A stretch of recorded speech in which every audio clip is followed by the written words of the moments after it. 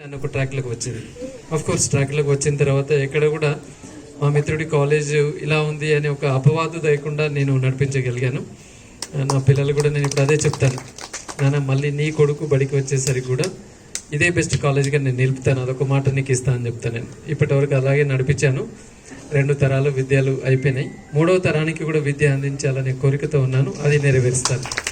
అంటే నా స్టూడెంట్ యొక్క స్టూడెంట్ మళ్ళీ ఇప్పుడు చాలామంది వస్తారు, నా పిల్లలు సార్ నా కొడుకును కూడా మీకే అప్పగిస్తున్నాను, నేను మీ స్టూడెంట్ ఉన్నాను.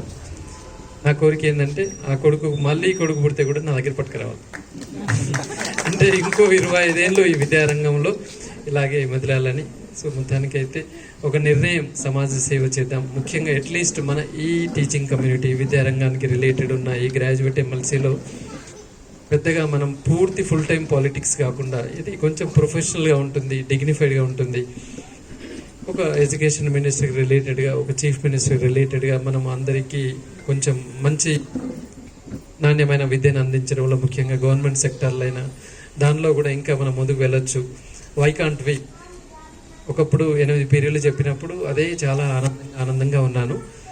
కొద్ది రోజులు చెప్పి అడ్మినిస్ట్రేషన్ ఫెయిల్ అయిపోయి బాగా లాస్ అయిన తర్వాత రియలైజ్ అయ్యాను, అసలు క్లాసులు చెప్పడం ఇంపార్టెంట్ కాదు, కాలేజీలు పెట్టినాక కాలేజ్ నడిపించడం ఇంపార్టెంట్.